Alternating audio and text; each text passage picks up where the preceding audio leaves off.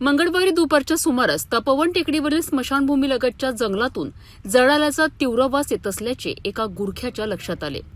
संशय आल्याने त्यांनी परिसरात पाहणी केली असता एका खड्ड्यात अर्धवट जाळलेला मृतदेह आढळून आला.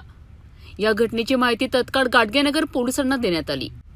घटनास्थळी दाखल झालेल्या पोलिसांनी परिसराची पाहणी केली असता मृतदेहावर गंभीर जखमांच्या खुणा आढळून आल्या. तसेच घटनास्थळावरून एक लोखंडी रॉडही जप्त करण्यात आली. धारदार शस्त्र किंवा इतर हत्याराच्या साहाय्याने हत्या करण्यात आल्याचा संशय पोलिसांनी व्यक्त केलाय.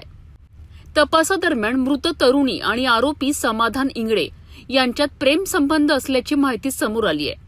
मात्र आरोपीकडून होत असलेल्या त्रासामुळे तरुणीने आपल्या कुटुंबियांकडे याबाबत तक्रार केली होती.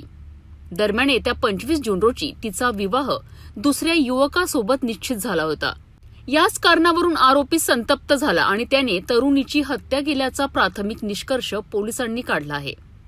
आता आम्हाला असं नेमकं पहिले काही माहीत नव्हतं, पण ते जे प्रेत पाहिल्यानंतर आम्ही ते पण तो हा संविधान इंग्रजी हो हा नेहमीच ते आम्हाला असे सांगत होती का टॉर्चर करते म्हणून जीवे मानाच्या धमक्या. हो, पण आम्ही थोडस इग्नोर केले.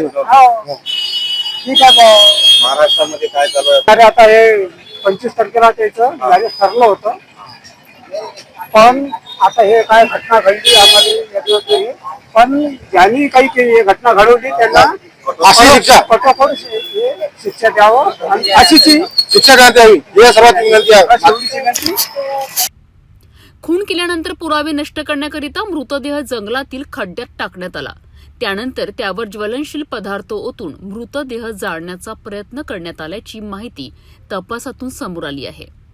पोलीस स्टेशन गाडगेनगर अमरावती शहर येथील जो तपोवन परिसर जो आहे त्या परिसरातील जो पडीत जे जंगल परिसर आहे तपोवन संस्थेचा, त्या परिसरामध्ये दिनांक 2 जून रोजी दुपारी 1:30 वाजताच्या दरम्यान असा एक फोन आला आम्हाला की बा अशा प्रकारची एक जळालेल्या अवस्थेतील एका महिलेचे प्रेत त्या ठिकाणी पडून आले.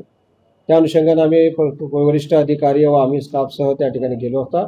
त्या ठिकाणी एक मृत अवस्थेत जळालेल्या अर्ध अवस्थेत महिला जातीचे प्रेत आढळून आले. त्या ठिकाणी एक रॉडसुद्धा होता.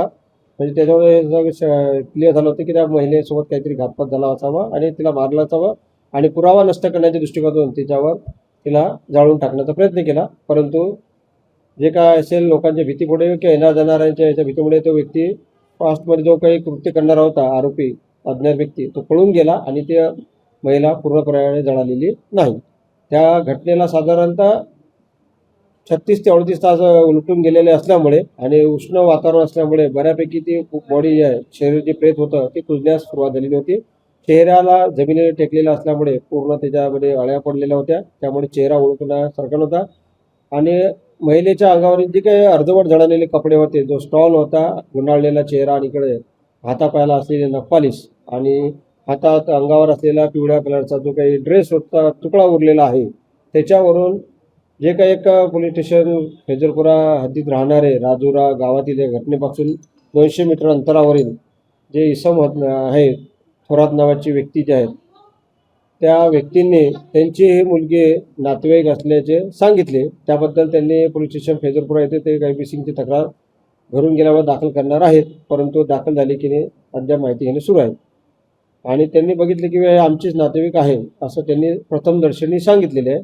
परंतु प्रेताची कुजलेली अवस्था आणि त्या अनुषंगाने तिच्या आईवडिलांना त्या ठिकाणी बोलावण्यात आले. आईवडील आज सकाळी व्हर्च्युअलमध्ये ज्यावेळेस प्रेत आणले त्यावेळेस त्यांनी प्रथमदर्शनी सांगत आहेत की बा हे माझ्या मुलीचे आहे, परंतु अद्याप कन्फर्म होणे बाकी आहे. त्या दृष्टिकोनातून पोलीस PVM करत आहेत. सोबतच DNA टेस्ट मॅच करून घेण्यात येत आहे. मुलीचे आईवडील आणि मुलीचे जे काही प्रेत जे मिळालेलं आहे त्या मुलीचं सुद्धा प्रेतचा DNA टेस्टसाठी प्रयत्न करत आहोत. आम्ही ते करून घेण्यात आहोत. ते जी मुलगी निघून गेलेली होती तिचं नाव होतं काजल जितेंद्र इंगळे. ही मुलगी मिसिंग आहे. त्यामुळे हीच ती मुलगी आहे हे अद्याप मला सांगणे शक्य नाही. परंतु जे काही तिचे नातेवाईक आले त्यांनी सांगितलेलं आहे की ती आहे, परंतु अद्याप 100% खात्री नाही. आम्ही त्याचा पुढील DNA टेस्ट व इतर जे काही पुरावे आहेत ते गोळा करून ते आम्ही निश्चित त्याच्यापर्यंत पोहोचू शकू. त्या मुलीच्या संपर्कातील जे काही संशयित व्यक्ती होते त्यांच्या नातेवाईकांनी व इतर ज्या व्यक्तींनी माहिती दिली त्या 2 संशयित व्यक्तीला गुन्हे शाखा व आमच्या पोलीस स्टेशनने आम्ही ताब्यात घेतलेलं आहे आणि त्यांच्याकडून विचारपूस चालू आहे, चौकशी सुरू आहे. तसेच घटनास्थळावरील आजूबाजूच्या लोकांकडून आणि जे काही जे सर्वात शेवटी ज्यांनी बघितले त्या मुलीची मावशी थोरात आणि त्यांचे काका यांनी तिला बघितलं होतं घरून निघताना 31 तारखेला दुपारी 3:30 ते 4च्या दरम्यान. त्या अनुषंगाने त्यांच्याकडून जी काही माहिती मिळेल आणि नातेवाईकांकडून माहिती मिळेल त्या दृष्टिकोनातून प्रयत्न करून घटनाक्रम काय घडलेला असावा आणि त्या मुलीच्या बाबत कोणी घातपात केला असावा यापर्यंत आरोपीपर्यंत आम्ही जाण्याचा प्रयत्न करीत आहोत. हो, शवविच्छेदन करत असताना जे काही प्रोसेस होते बॉडी डिकम्पोज होणे सुरू असल्यामुळे आपण डॉक्टरांची टीम, महिला अधिकारी आणि त्या ठिकाणी इन कॅमेऱ्याच्या मध्ये आणि जे काही ज्यांनी ओळख पटवलेली आहे शासकीय पंच आणि ओळख पटवलेले जे नातेवाईक आहेत त्यांच्या समक्ष ते इन कॅमेरामध्ये आपण त्याचं शवविच्छेदन करत आहोत आणि प्रेत आपल्याच ताब्यात ठेवत आहोत जोपर्यंत त्याचं कन्फर्मेशन येत नाही आहे. या ठिकाणी घटनास्थळावर माननीय पोलीस आयुक्त श्री राकेश ओला सर, माननीय पोलीस उपायुक्त श्री श्याम घुगे सर आणि सहाय्यक पोलीस आयुक्त गाडगेनगर विभागाचे माननीय श्री कुणकर सर या सर्वांनी व आमच्या महिला अधिकारी PI 15 व स्टाफने त्या ठिकाणी भेट दिली. घटनास्थळावर FSLची टीम आणि इतर माध्यमातून पुरावे गोळा करून घटनेचा पूर्ण म्हणजे निष्कर्ष काढण्यापर्यंत आणि त्या प्रेतासोबत झालेली जी काही घटना आहे त्याचा शोध घेण्याचा पुरेपूर प्रयत्न करीत आहोत. मृत तरुणीचे शवविच्छेदन जिल्हा सामान्य रुग्णालयात करण्यात आले आहे. या घटनेनंतर नागरिकांमध्ये संतापाची लाट उसळली असून विविध सामाजिक आणि राजकीय संघटनांच्या पदाधिकाऱ्यांनी रुग्णालयात धाव घेतली.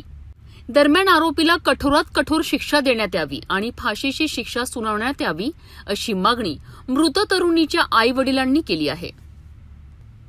मी योगेश वर्दे, काजल इंगळेचा मामा. ही प्रकरणामध्ये माझ्या भाचीची जी हत्या करण्यात आलेली आहे तिला पहिले मारून टाकलेलं आहे आणि पेट्रोल टाकून जाळलेलं आहे आणि तिची मयत झालेली आहे. आता त्या हिशोबाने आम्ही सर्व नातेवाईक, काजलची आई, सर्व नातेवाईक आणि प्रहार संघटनेचे आमचे बंटीभाऊ रामटेके त्यांच्या सपोर्टामुळं आम्ही आज या युनियन हॉस्पिटलमध्ये आता PM ची तयारी चालू आहे. आमची इच्छा एकच आहे की या घटनेमधले जे आरोपी आहेत आमचा संशय संविधान इंगळेवर आहे आणि आम्ही पोलीस अधिकाऱ्यांना त्या आरोपीला पकडण्याची विनंती केली आहे. त्यांनी अटक केलेली आहे. दर्यापूर इथे राहते तो. आमची अशी इच्छा आहे की जे आरोपी आहे त्यांना कठोर से कठोर कारवाई त्याच्यावर झाली पाहिजे आणि फाशीची शिक्षा झाली पाहिजे जेणेकरून इतर मुलीशी अशी घटना घडली नाही पाहिजे. आमची बाची जेणेकरून 20-21 वर्षाची बाची होती तिला बैलून फसलून यांनी कोण्या तरीकेनं मारलं आणि हत्या केली आहे. आता हे पोलीसचा तपास चालू आहे आणि आमची एकच मागणी आहे की लवकरात लवकर आरोपीला अटक करून त्याला फाशीची शिक्षा देण्यात यावी अशी माझी शासनाकडे विनंती आहे.